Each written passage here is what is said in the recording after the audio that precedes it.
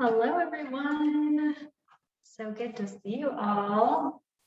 Thanks for hopping on. All right. We're going to wait a couple more minutes before we jump in. But why don't you all either in the chat or if you want to jump on the mic, you can too. And just tell us, where are you coming from? Where are you at today?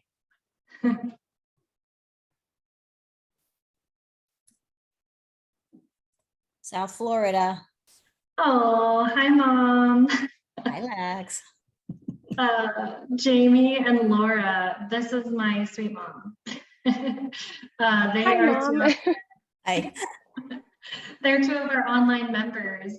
And yeah, I feel like they're my friends. So meet my mother. Hi, Laura. I'm coming from Houston, Texas. Oh.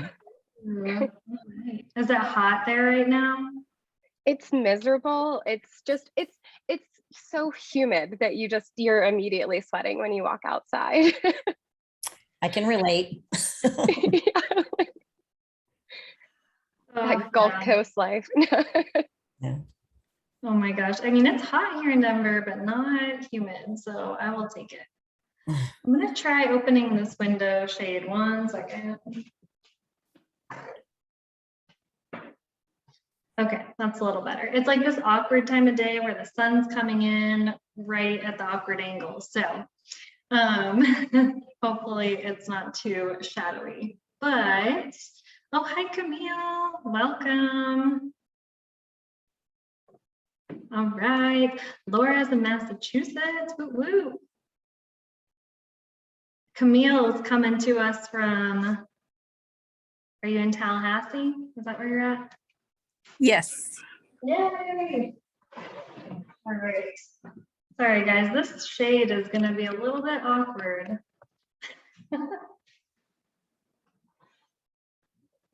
Okay, that's fine. We'll just leave it like that.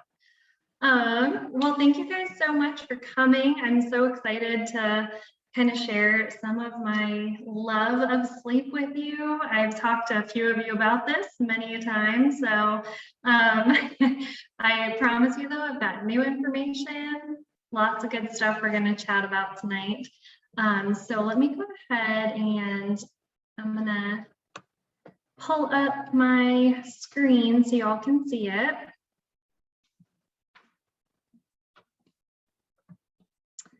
Okay, while I do that, for those of you who don't know me, I think everyone knows me, but I'm Lexie, and I work as an NTP.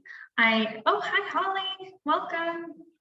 I'm also a new certified personal trainer, a pre and postnatal coach. So I do a lot of different things. I also work with platform with the gym and the online membership as well. I'm a Norma for Empirica supplements. So I got a lot of hats on, but I just love all things health and wellness. Yeah, I am, Laura. I know, so fun. I just did that this past year, so got that training done. But let me go ahead and pull up my screen and we'll go ahead and get started. Oh, Holly hopped out. Where'd she go? That's all right. Okay. So I am going to hopefully just share the right portion. There we go. Give me a thumbs up. Am I good? Yay. Okay, cool. So I want to thank you all so much for coming. I titled this webinar Sleep Strong. It's also the name of my online course that I created to help people sleep better so that they can get stronger. The two are so interconnected that we cannot separate them. So it's really important to me that I share what I have learned. It's basically everything that I have learned over the last 10 years that I wish I would have known. So I'm happy to put it all in one place for you. And then tonight we're just gonna go over some of those main things and help you hopefully walk away with some actionable steps, things you can actually use in your everyday life. Oh, Holly, you're back. What's up? Thanks for coming. Okay, and so like I said, I am the person behind lots of the emails and text messages and all that stuff that you're getting. So it's so fun to like get to put some faces with names today. And if you have any questions after the fact, of course, you can always reach out to me. All right, so I am going to get on into it because you're probably like, all right, it's getting close to my bedtime. If you're in Eastern time zone, you're like, all right, let's go, let's get to it. So I'll keep this quick, but we'll leave some time for Q&A at the end too. So if I don't answer your questions and you have some time, you can stay on and learn some more. So my passion for sleep is twofold. It's not just because I love a good nap, but I also have just seen the powerful effects of it in my own life as well as all of my clients. So when we sleep better, we heal faster, we're able to get through our days better, enjoy our lives more, but also a big piece of that is strength training, and I love strength training. So combining those two things, when we sleep better, we can get stronger, build more muscle, just have basically a better quality of life all around. So this is a powerful combination, and I'm excited to share some with you. And so our objectives that we're going to be going over today, we're going to learn about circadian rhythm and why it matters, discuss the 5 areas that we can address to improve our sleep, decide which area is kind of most important for you, and then walk away with an actionable step for that. So something that you can actually work on this week to improve your sleep.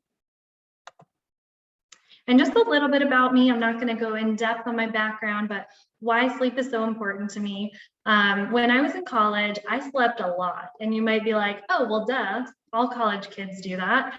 But I had some undiagnosed autoimmune conditions. And so I had a really, really low ferritin, which is like your energy stores, basically. And so I wasn't able to absorb iron, I had no energy. And so I basically slept most of the day, which is pretty crazy considering that I was taking a full load of classes. I was playing college for my volleyball team, or volleyball for my college team. And any free moment I had though, I was asleep. Like I could not keep myself awake. So I was wondering, like, how do I sleep so much, but I'm still always so tired? And I would literally fall asleep in class, like sitting straight up, not trying to sleep through class at all. But so I was really struggling with that. And once I went gluten-free and, learned I was celiac and had some other conditions I was dealing with, I started to go down this holistic health rabbit hole, and here I am. But what I realized is that it doesn't matter how much sleep you're getting. If it's not good quality sleep, it's not going to help. And obviously there's some other things that are super important too. But I know that some people deal with not being able to get enough sleep. They just don't have the time, or they're just struggling to fall asleep. And then there's people like me who were getting tons of sleep, but it wasn't restorative. There wasn't enough basically energy to get through the day, no matter how much I slept. So there's definitely a lot of different ways that this can appear for different people. So what I have learned over the many years is how to optimize my sleep. So instead of just sleeping as much as I can, because I can still sleep really long, but it doesn't necessarily mean it's good quality. So I'm trying to optimize my sleep, and that's what I want to teach you as well. So some common sleep struggles, and I want you to tell me in the chat, or you can get on the mic and tell us, but what are your sleep struggles? Is it falling asleep? Is it staying asleep? Do you wake up in the middle of the night? Maybe like 2 to 4 a.m. is a typical one, or maybe waking up hot, or maybe you just never feel rested like I didn't, or waking up anxious, or not being able to fall asleep because you're anxious, or maybe you get a second wind before bed, or some people just have kids and they wake you up, or dogs, or whatever. So tell me in the chat. Oh, all right, babies, yes. Was a great sleeper until, oh, is that Kai? Not a good sleeper, huh? Holly gets a second win before bed. Oh no. Camille waking up between 2 and 4 a.m. and hot, so combo there. Sometimes waking up anxious before alarms, sometimes working the night shift. Oh, yes, night shift. That is a struggle for sure. Always hot. Okay, good. No, it's really good to know just like what your specific struggles are, because we can definitely dive deeper into those. Always hot. Okay. All right. Thank you guys for sharing that. So yeah, there's lots of different reasons and that any of these can be happening. So hopefully we'll address those so that you can hopefully get some better sleep. And we know how important sleep is. I feel like it's gotten to be more common knowledge throughout the years, which is great. It used to be a sign of, weakness. You can sleep when you're dead, that kind of thing. But in the recent years, I feel like it's become more well known how important it is for insulin resistance and sensitivity, your immunity. Obviously premature aging is a huge factor that none of us probably want. It can mess with your hormones. It affects your ability to, lose fat or gain muscle. So there's lots of different things that it affects. It's not just about your energy, although that is super important too. And the one thing I really want to drive home, which I already talked about a little bit, but is quantity versus quality. So just because you're sleeping a lot doesn't mean you're sleeping well. So there are different stages of sleep. Stage 1 and 2 are light. Stage 3 and 4 are deep. That's where you're going to get your really restorative, good healing, memory work, all that is in your deep sleep, right? And you get most of your deep sleep in the earlier, like the first half of the night. So going to bed at 10, like 10 to 6 is not the same as going to bed at 12 and getting up at 8, because you're actually going to get less deep sleep that way. The same is true for REM sleep, but in the opposite direction. So you get more REM sleep in the second half of the night.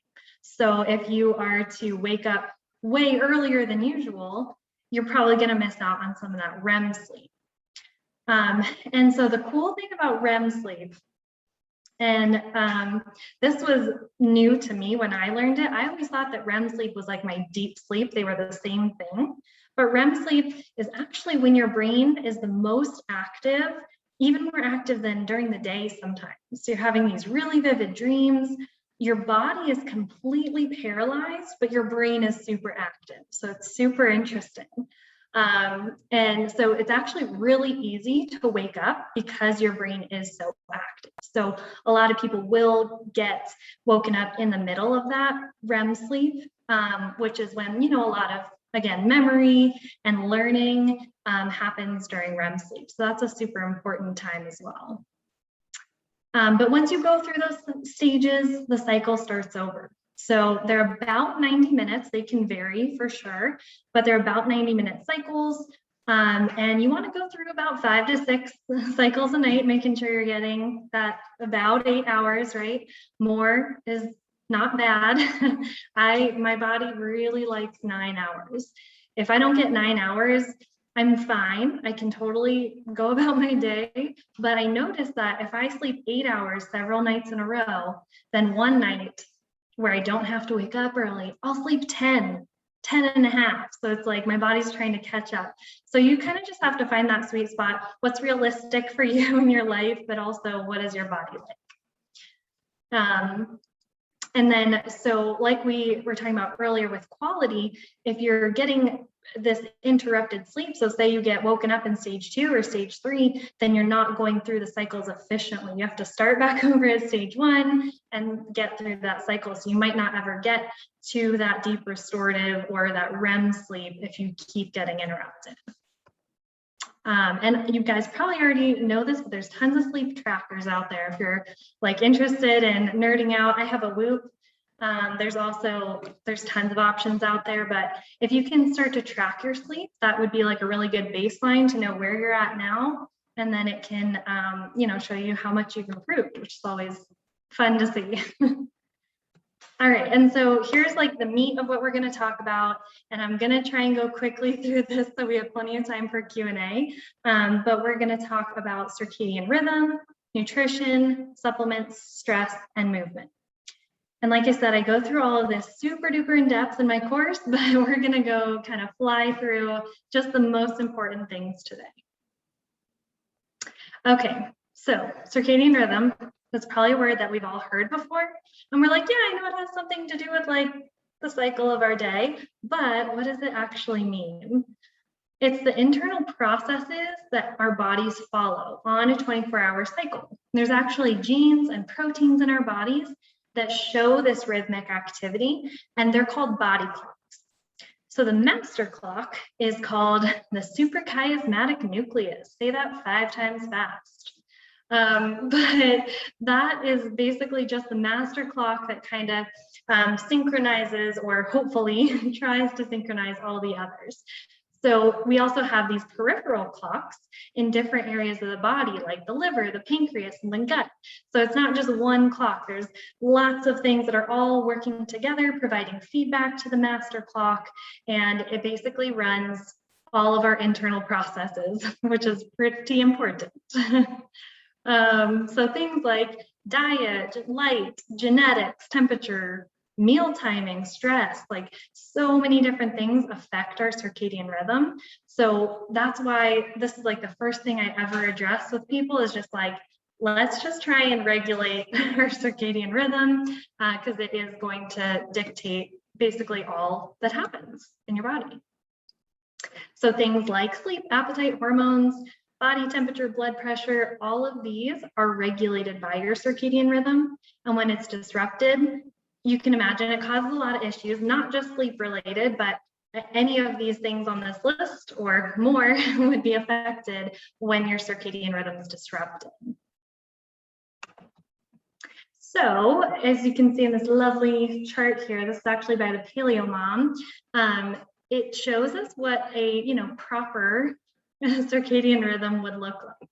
So the red line is the melatonin and the blue line is the cortisol.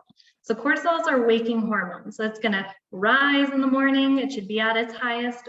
Cortisol gets a bad rep, but like it wakes us up in the morning. It's kind of important. So we need cortisol to get us up and going for the day, right?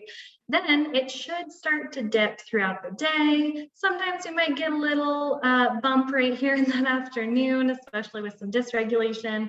And then it should be at its lowest throughout the night and then start to climb again. And then melatonin is just the exact opposite. So it should be lowest in the morning. And then throughout the day, it's still pretty low, but once it gets dark, it should really spike. And then again, comes down as it becomes morning time. So that's how it should work, right? But that's not always what happens, which is why we can, feel really tired when we wake up. We might not have the proper amount of cortisol in the morning, or we don't feel tired at night. We get that second wind, and that might mean that our cortisol is spiking again. So there's definitely some things that can go into this, which we'll talk about. But like we said, the main, we'll just talk about probably the main two. There are two big things that really affect your circadian rhythm, and that's light and temperature. And so I nerded out on this so hard, and I'm going to try not to just word vomit everything that I know about light because we don't have that much time. But if you want like recommendations for podcasts or books or anything like that, I would definitely recommend it because it is super interesting.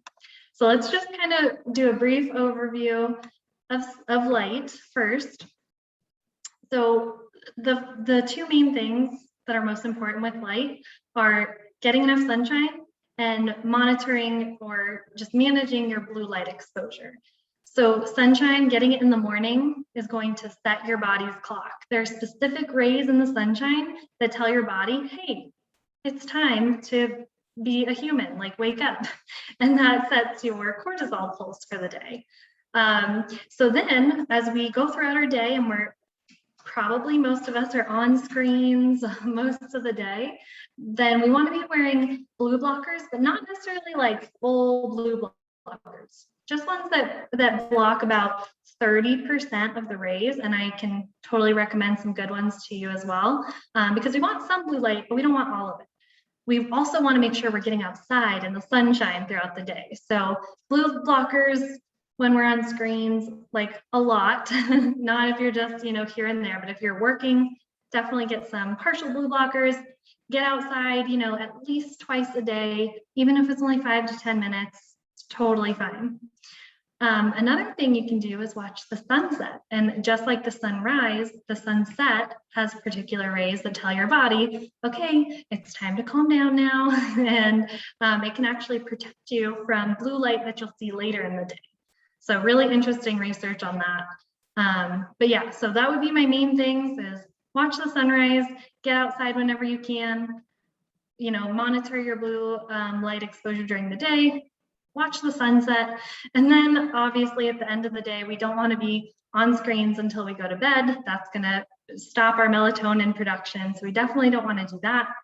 And then anything you can do to invest in like blackout shades or a sleep mask is going to be huge, because your closed eyes are still going to get some of that light, right? So we want to make sure that we're doing everything we can to make our rooms as dark as possible, turn off screens an hour before bed, and yeah, don't scroll in bed. That's like, I know I'm so guilty of it too, but I'm like, it's one of the worst things you can do for our sleep. So yeah, all of those things would be super important for light.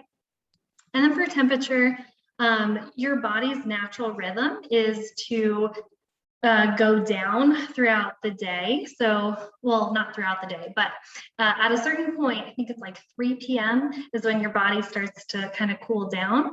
And then it should be at a very low temperature, like the lowest point before you wake up, like 2 hours before you wake up.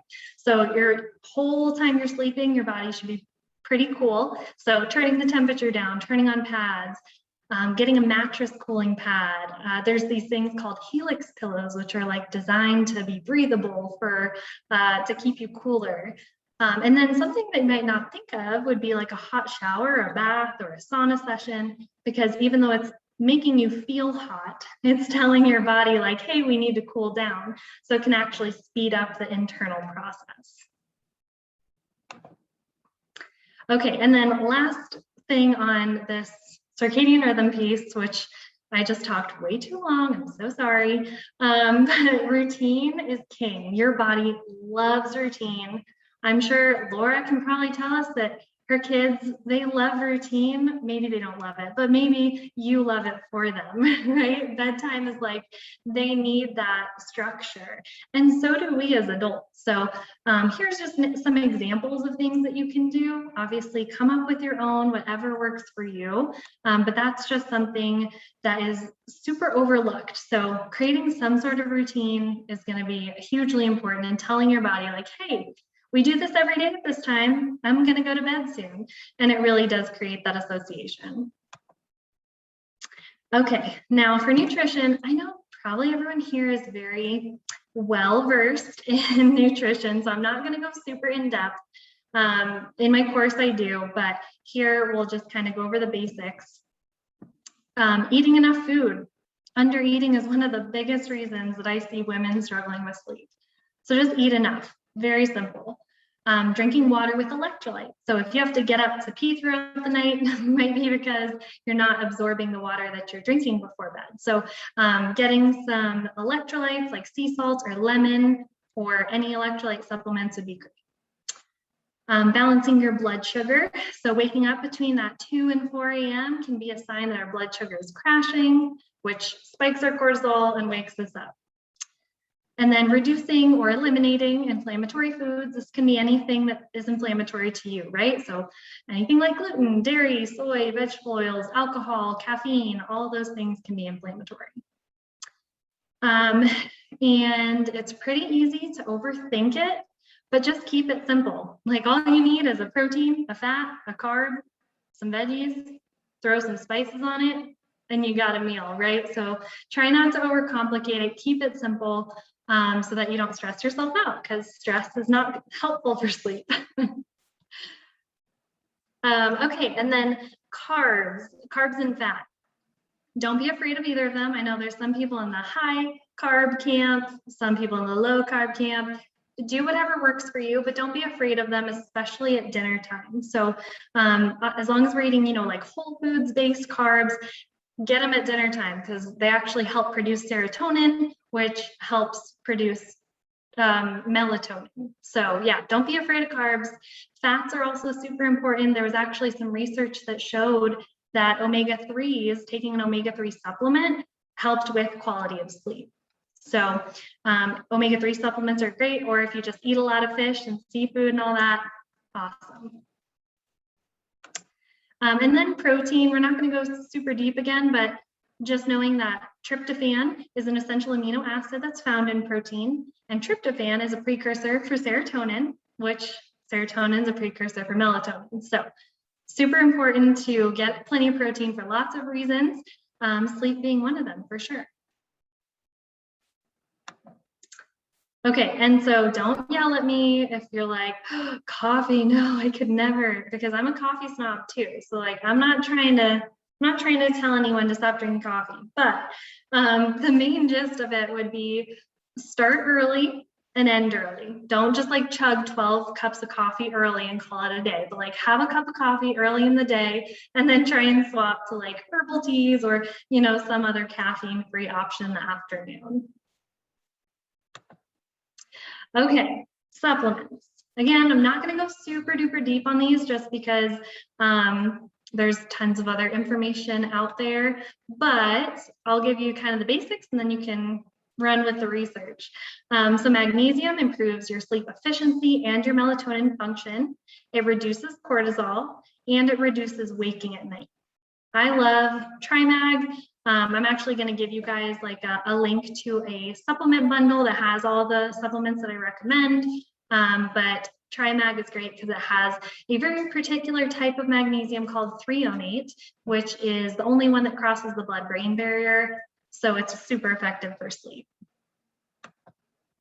And then vitamin C, you might be surprised by this, but there's actually some research that shows it's a key player in building sleep hormones and neurotransmitters. So definitely don't be shy with, the citrus fruits and, all those things, but you can also supplement, make sure it's a high quality supplement. Again, I'll give you a link to one that I recommend, but vitamin C can be a huge one.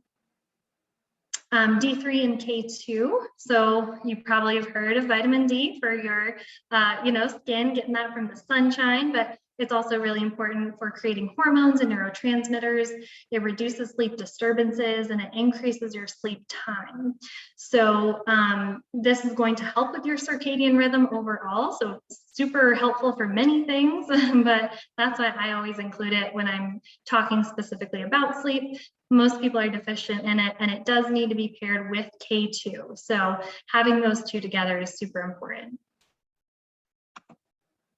Okay, and then omega-3s, I already talked about this a little bit, but it supports your circadian rhythm, it reduces inflammation, and again, there has been research that shows it reduces disturbances in sleep, which is awesome. So you get more deep sleep with good omegas. And then there's some other things you can definitely try. Obviously, I'm not a doctor. Consult with your primary care physician before trying any supplements, but I love things like valerian root, chamomile, kava root, tart cherry juice. You can actually just like buy that at the store. Just make sure there's no added sugars or anything. Hops is another herb, and then kiwi fruit. That's actually been shown to be supportive. You have to eat the skin too, though, so I don't know how you feel about that. But if you're like, wow, that's a lot of stuff, Empirica also has a supplement called Zen Out, and it includes a lot of these things. So I am always like, here, if you just want one thing, take this. And it's been super helpful, both for me and, I sleep well already, but I felt like I got even better quality sleep. And then my husband, who's a firefighter, he has been taking it and he loves it. So I'm like, if he likes it, then I know it's good. And so, like I said, I'll have like a supplement bundle and I can put the link for it in the chat box. And if someone's watching the recording and they want it, they can just shoot me an email. But yeah, you can get a 10% discount with my code Well From Within. So I'll make sure that you guys all get access to that if you are interested in any of the supplements. And we're not going to talk about this for a long time because I could literally talk about melatonin all day, but I always just encourage people to be cautious. I know that some people like need it to sleep, and obviously that's between you and your doctor, of course, but just know that it is hormone therapy, right? So melatonin is a hormone, it's not just another supplement. So we just want you to be cautious when you are taking melatonin because it is hormone therapy, it's unregulated. The actual studies that were done on it said that there could be anywhere between 40% and 400% of the actual listed amount in the bottle, which is just crazy to me. Let me try and fix this one second. Is that better? Oh, that's so much better. Oh my gosh. Anyways, so yeah, use it infrequently if needed. There is some research out there that shows it can delay puberty in children. So just being careful, always talking to your doctor before you start anything, especially for your kiddos if you have them. Just be careful, that's all. Okay, stress. Now, again, we're not gonna dive super deep, but the most important thing to know is that sleep and stress are completely connected. So you cannot get better sleep without addressing your stress. So, and I know that's one of the hardest things for people to change because it's a lot of lifestyle factors, but just knowing that your circadian rhythm is dependent upon stress. You can't get into a parasympathetic state, that rest and digest mode, if you're chronically stressed. So, and if you have anxiety, obviously that's something you'd want to work with a mental health professional on, because I know that can be a root of a lot of sleep issues as well. But just knowing we have to address stress in order to sleep better. And so everything that we've already talked about is going to reduce stress, right? So like improving your blood sugar and, working on your light exposure, like all of these things are reducing stress already. So don't stress about being stressed because that's just going to make it worse. But just doing anything that you can here and there, like keeping a gratitude journal or, setting some boundaries. Maybe at work you have a hard time saying no to things. There's so many little things that we can do that will really add up to reduce our overall stress. And of course, like we are super holistic here. And so we know that mental health is just as important as physical health. So making sure that we're working on the mind as well as the body, right? There's a lot of research that shows that your thoughts influence what happens in your body, right? So the chemistry in your body changes as a result of your thoughts. So, always working on our mental health is just as important. And then just some daily tips, like there's so many things out there. So I'm sure you guys all have your, own personal de-stressors, which is great. If you're like, nope, I don't have any, then try some of these. Just go for a walk outside, call a friend, take a bath, do something fun. Just, anything that you can incorporate into your daily life is going to be super helpful. So try to think of it as more like daily things and not, oh, on Sunday is a self-care Sunday. Like, let's try and incorporate these things into our daily lives in order to help reduce that overall stress. Okay, last one. Woo, I feel like I'm talking so fast. Woo, okay, we're gonna finish it up though so we can get to some Q&A. Movement, okay. I love talking about movement just as much as sleep. Like I am very much in the meathead world of platform strength and I'm all about it. But there are some things that we need to keep in mind. Like, yes, moving and getting regular exercise is important and it will help you sleep better. However, there is a threshold where more is not more. So we want to make sure that we are doing appropriate not only appropriate levels of exercise, but also intensity and duration, and all of those things are super important. So more exercise is more stress, right? And it's considered good stress up until a certain point. More stress equals more cortisol. More cortisol equals less results and probably less sleep, right? So just keeping in mind, like, what is the appropriate amount, volume, duration, intensity, all of that for your particular body, because everyone is so different. And over-exercising is a big thing that I see in women who have trouble sleeping. And so how are sleep and strength connected? Well, more muscle mass equals more adenosine. And adenosine is a sleep compound that makes you feel tired. So the more muscle mass that you have, the more adenosine you have, and the sleepier you will feel. So if you know someone, if you have a partner or someone who falls asleep like that, just think like, are they jacked? Is that why you can fall asleep in 10 seconds? So yeah, strength can be actually really supportive. Strength training can be super supportive of sleep. And the more melatonin that you produce, the more brown adipose tissue you have. And that sounds bad, right? Adipose is fat, but it actually burns fat. So we want more of that. And then when you get deep sleep, that's like the time where you create the most human growth hormone, which obviously is important for gaining muscle and all that.